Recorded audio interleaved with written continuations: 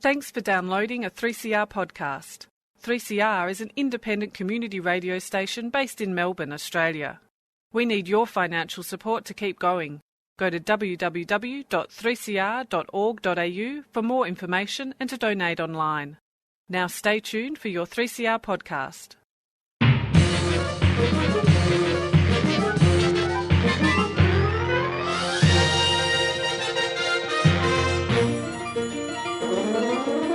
Hello and welcome to Lost in Science for another week. My name is Claire and this week on the show we have some great musical science for you. Well, I have some great musical science. Did you know that there are animals out there that can play musical instruments? They've got rhythm? They've got rhythm, they've got dancing. Who could ask for anything more? Palm Cockatoos from the Cape York Peninsula can actually play the drums. And so I'm going to explore some of the research that's just been published around these amazing palm cockatoos. They're honestly, like seriously, you've got to Google these animals. They are very cool looking birds and they play the drums, and they're pretty much the only other species on this planet that has rhythm. Can they play the solo from Moby Dick? That's the big question. What? The drum solo from Moby Dick. I don't know about that, Stu. I don't know what I'm talking about. What do you have for us today, Stu? Well, one of the big questions that's plaguing the Earth at the moment is the world round? Well, is it plaguing the Earth? Or No, it's not. It's really not. But I was just going to have a quick look at the history of the roundness of the Earth and how do we know that? And there's some things you can basically do for yourself to demonstrate that the Earth is round. If you have any doubts, you can just go out there into the world and figure it out for yourself. Oh, I want to know this. I want to hear this because I think it's quite difficult to demonstrate the world is round. Well, they demonstrated it some considerable time ago. You usually need a friend to help you, don't you? Yeah, you do. You do. So everyone out there who has a friend, grab your friend and listen to Stu. Now I know why I failed to prove the Earth is round before. It's a lack of friends. That's the problem. That could be it. Yeah. Or that, it's round. Mm.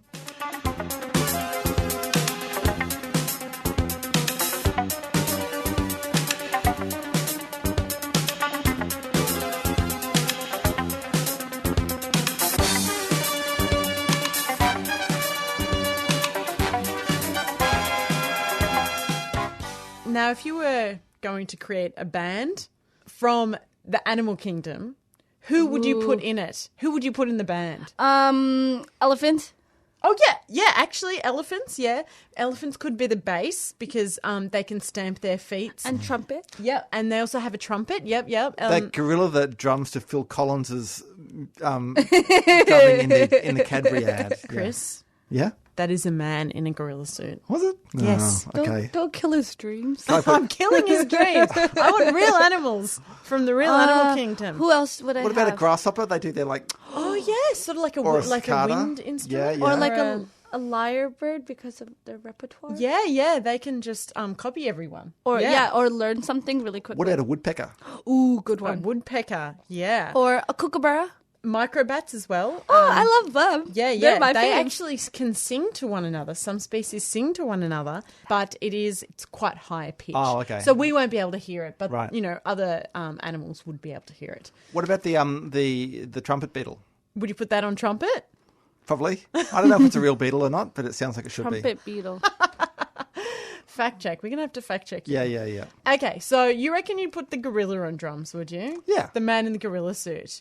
Well, I would put the palm cockatoo on drums. Oh, would you? Palm cockatoo. Yes, because new research published in the journal Science Advances shows that palm cockatoos, the amazing glossy black and red cockatoos that you find in the north beautiful. of Queensland and also in Papua New Guinea, I implore you to Google palm cockatoos because they are, and I know you're going to, Chris, because I can see you about to. About to Google I'm it. Googling trumpet beetle. Come on, get with the program.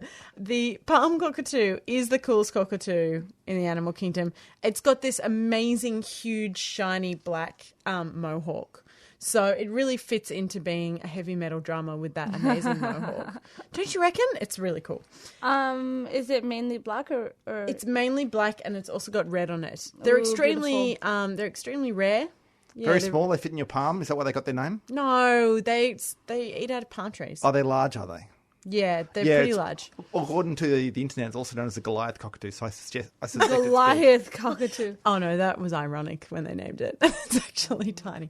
No, it's quite big. it's a hefty. It is a hefty cockatoo. Anyway, so not only do these guys play drums, but they also can fashion drumsticks out of branches and seed pods, and use them as tools to beat out a steady rhythm, not just any sort of rhythm, but a steady rhythm. Anyway, unsurprisingly, this whole process of finding the drumsticks, playing the drums, accompanies an array of the cockatoo's calls and a whole sort of like wing flapping choreography that shows off to the female palm cockatoo just what an amazing dude the male palm cockatoo really is. I reckon. Yeah. So, who knew that playing drums was actually all about trying to attract as many female birds as possible? Heavy metal drummers. I'm looking at you over there. Not you, Chris. You're not a heavy metal drummer, are you? No. Okay. Chris could be a heavy metal drummer. Manisha, are you a heavy metal drummer? Yes. Oh, cool. I am not. I am so not. Anyway, the most remarkable thing about this behaviour is... Oh, I just thought of a new animal from the band, the deaf leopard. Oh, God. Think of heavy metal drummers. Yeah. Crazy Anyway, day here at Lost in Science. So the most remarkable thing about this behaviour is that these birds, they're not just like any old idiot who has a drum kit and thinks that they can drum. They take their art very seriously. They produce their own distinctive beat and rhythm. So the researchers recorded over 131 drumming sequences produced by 18 palm cockatoo males in the north of Australia. And what they found was that the beats they made occurred at non-random, regular intervals, like any good fat beat would be. Do they also have calls? Like, do they have they have calls songs as well. and calls?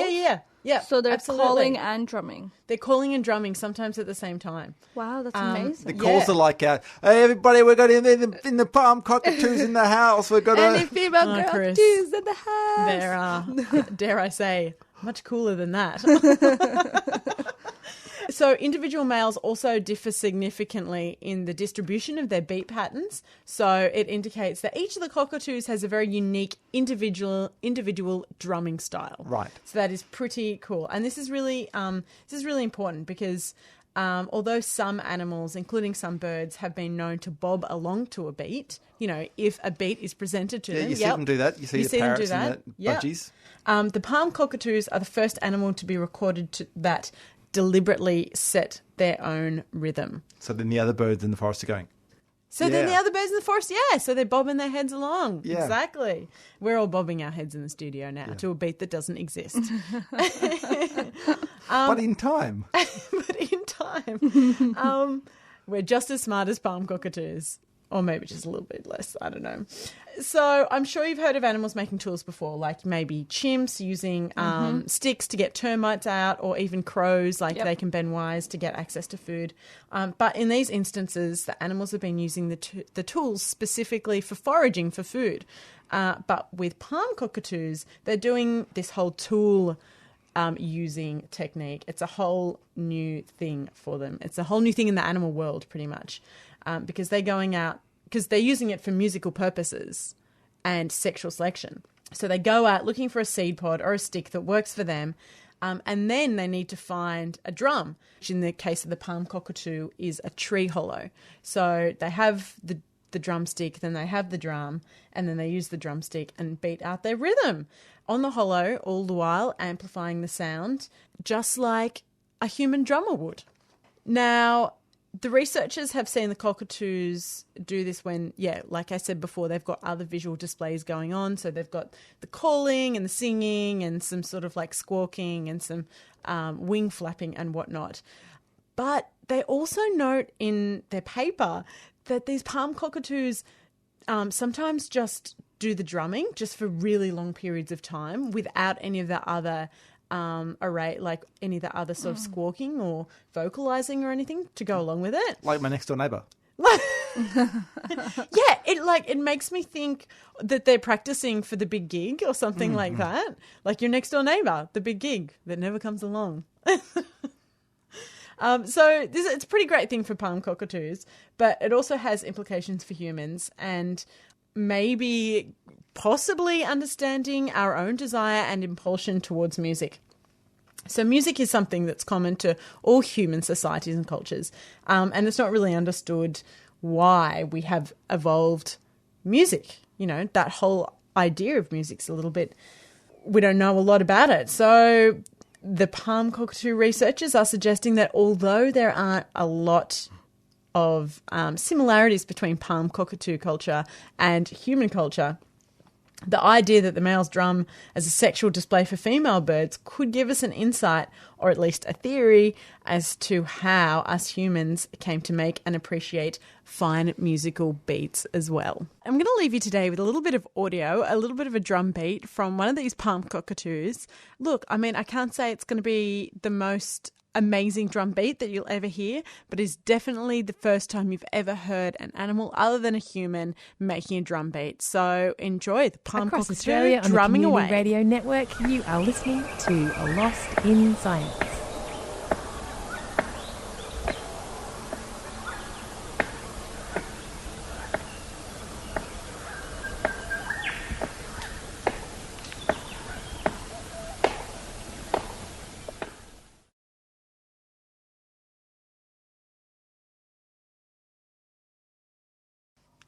So here's a little quiz. Let's see how well read on your world history you are. Who was the first person to sail around the world? Oh, was it Marco Polo? No, he didn't sail. He walked. Was it Ferdinand Magellan? If you said Ferdinand Magellan, you are wrong. Oh. Because... Well, I think Marco Polo was also wrong. Yeah, Marco Polo was definitely also wrong.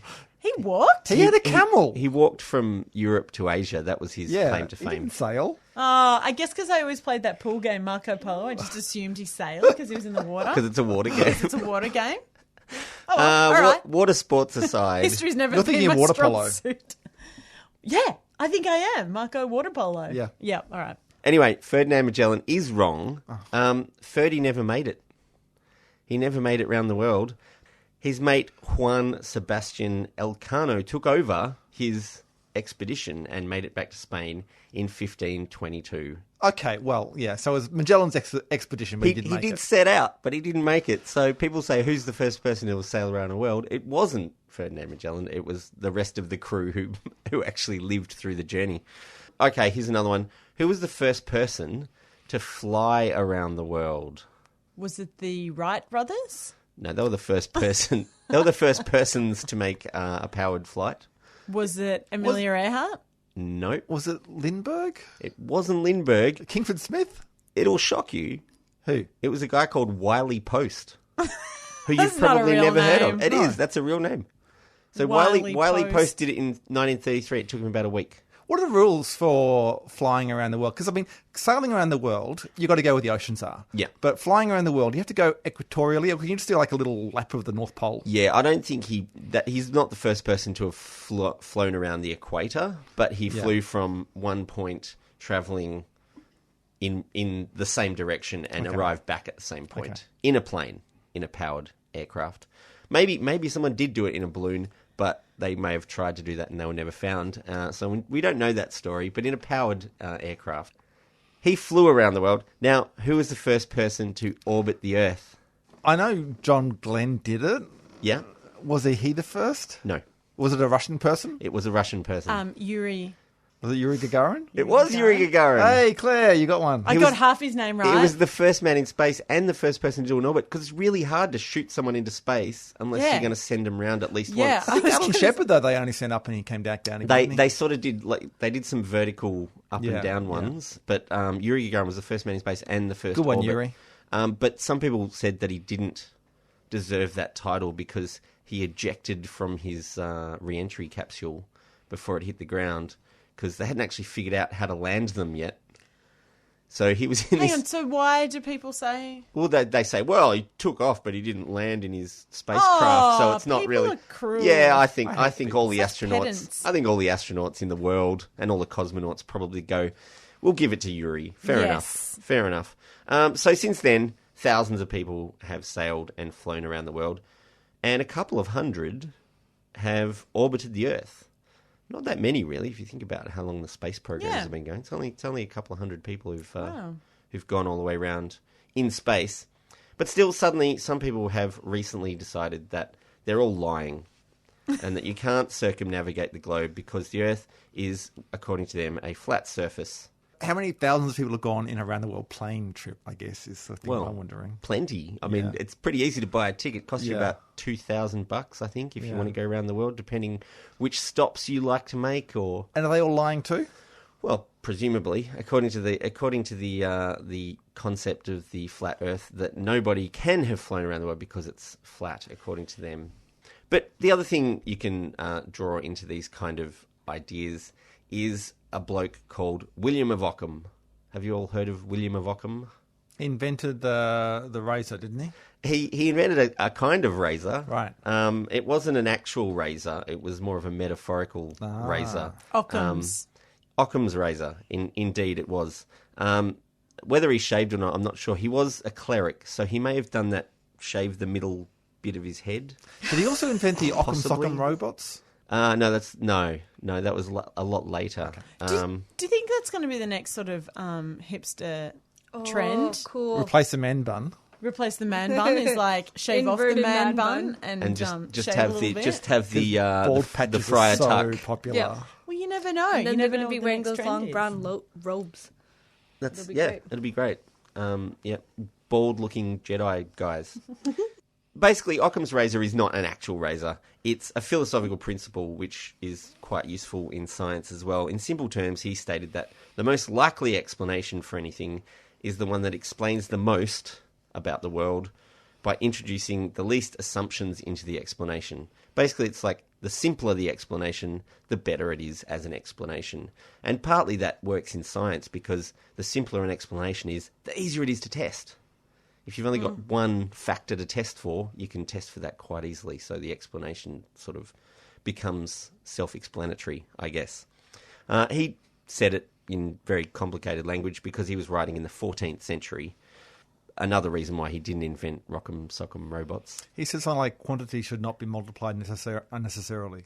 Quantities of entities should not be multiplied unnecessarily. But I think he even said that in Latin, so... Yeah. It makes it even more tricky. My Latin's terrible. But people have been pondering the shape of the world since way before the 14th century, quite obviously. As soon as they worked out there was a world, they figured it must be shaped like something and wondered what that shape was. So obviously the first thing that a lot of philosophers might have done is looked up into the sky and thought, well, there's other things around and they're all round. So maybe the Earth would be round as well. Well, you can only see two things. There is the... With the naked eye, that's true. Yeah. You can see other objects. If you have a powerful enough telescope, you can actually see that Mars... I'm guessing we're looking at the first philosophers. Yeah. But they could see the moon and they went, well, the moon's round, so the Earth's probably round. But you know it's a sphere, or do you not? Like... Well, you only see one side of it. So, potentially it could just be a flat plate being held up by forces unknown. You're listening to Lost in Science on the Community Radio Network, and keep listening as Stu talks us through what observations you can make to show that the Earth is round, not flat. But hey, don't listen to me. Here's Stu with the facts.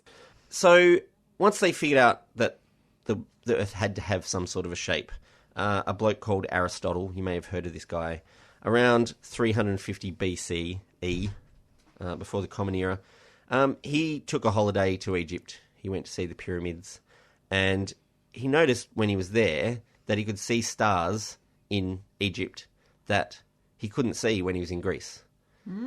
And his first, inclination was to think, well, that probably means that the Earth's round.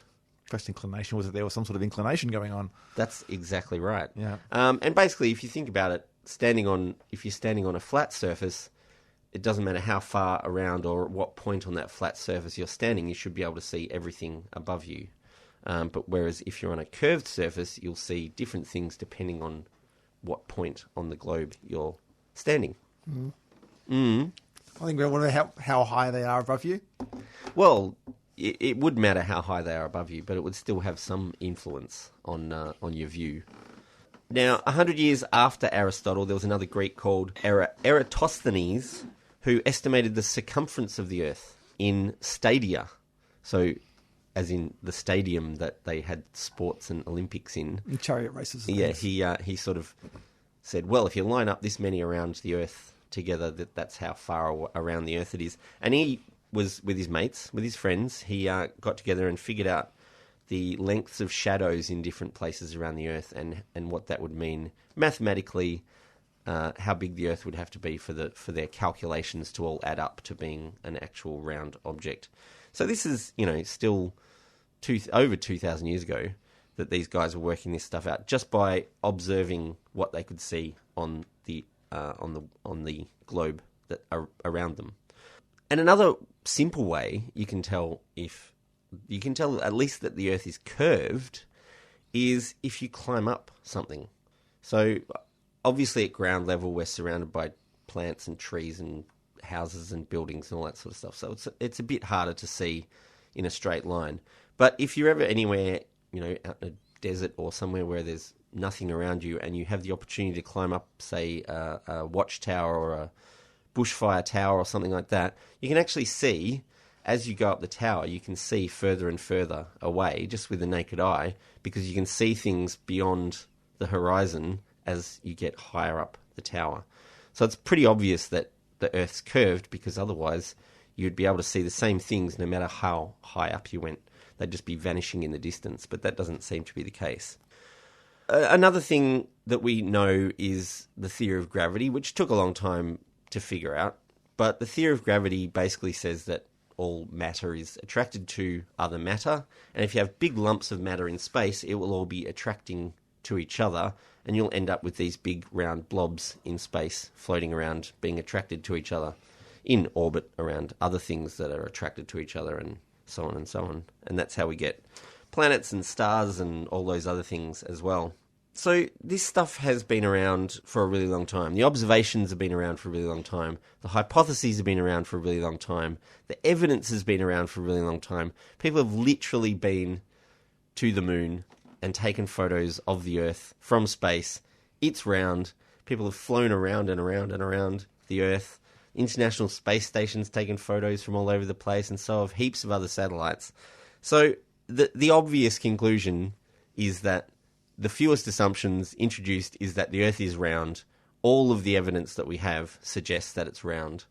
And so as far as Occam's razor goes, the Earth is round. But there's one thing you can do, if this is all too much, it's doing your head in, just take a break and go to the beach and sit on the beach. If you can find a shipping lane, that'd be really good. But sit on the beach and sit and watch the horizon for a ship. And what you'll notice is that the ship will pop up all of a sudden. Instead of coming from a distance, which it would if it was a flat plane, it will just suddenly pop up over the horizon for no apparent reason, except that the Earth is curved. I'm gonna call shenanigans on that, Really? because I have tried that experiment, and it's actually surprisingly difficult. Well, it's very hard to see that far. Yeah, and one of the reasons it's hard to see that far is because you go to the beach. The ocean is notoriously got lots of water, and it's waves and spray as well. The horizon, the actual horizon, is quite fuzzy, and so it is actually not straightforward to do that experiment. I'm just going to put that out there, that I have tried that, and it's kind of disappointing when you go, Well, if anyone wants to go out there and do it and send some photos, take some photos, or even take a bit of footage with your phone camera and send it into us. But it has been observed. I mean, they were observing this in ancient Greece. Well, they reportedly observed this. Yeah, I don't know if the ocean was calmer in those days, or Maybe there was less pollution around. Yeah, or they just didn't know what the colour blue was. It is an interesting thing, because a lot of these things that are perfectly logical and make sense in principle, but in practice can be quite challenging to do. Like observing, in theory, it should be possible to measure the curvature of the Earth by looking at the change in, say, the horizon and things in the distance by just getting down off the ground and standing up again. Yeah. But in practice, to do that, you would need to be in a very flat plain, at the desert, with the perfect weather conditions, so you get that perfect horizon. Whereas normally where there are trees and buildings and stuff, that's actually very difficult to do that. It is. And I think probably the easiest one, if anyone does want to try an experiment, is climbing up a tower. Yeah. If you can find a good tower, that's... In terms of actually seeing things disappearing and that sort of thing on the horizon, one thing that's right in the distance that you can measure its time over the horizon is the sunset. So in theory, what you should be able to do is you stand up, you watch the sunset, and as soon as it disappears below you don't stand up, you lie down. As soon as you see the sunset go below the horizon, you stand up, and then you should be able to see the sun again, and then you time how long it takes to go down. And that, in theory, should be how you can measure the curvature of the Earth. However, again, it relies on a very good horizon that you get, and no clouds, clearly. But you can get a good horizon at the beach. It's also or maybe a lake or something like that that's going to be really flat. Yeah, maybe the desert, maybe Antarctica. Yeah. So go to Antarctica and try it. But then you probably, realise that there's not a wall of ice at Antarctica anyway. And the penguins will be like, we knew this all along. Yeah. Considering people have crossed Antarctica as well, there's probably not a wall of ice in the middle of it.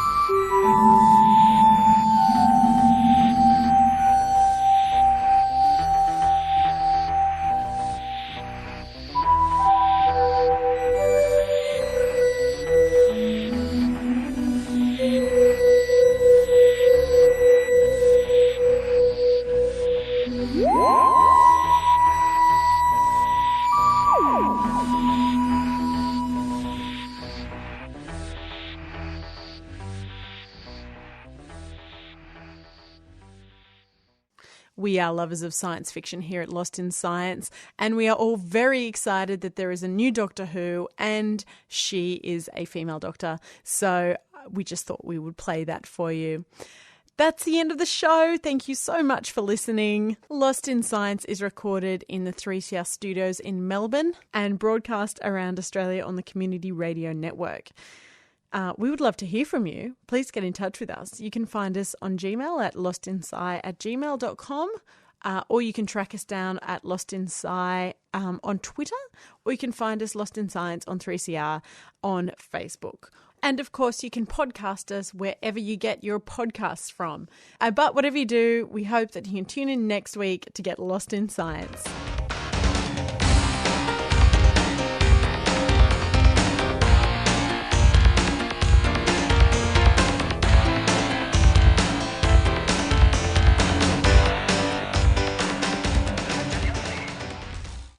Thanks for listening to a 3CR podcast. 3CR is an independent community radio station based in Melbourne, Australia. We need your financial support to keep going.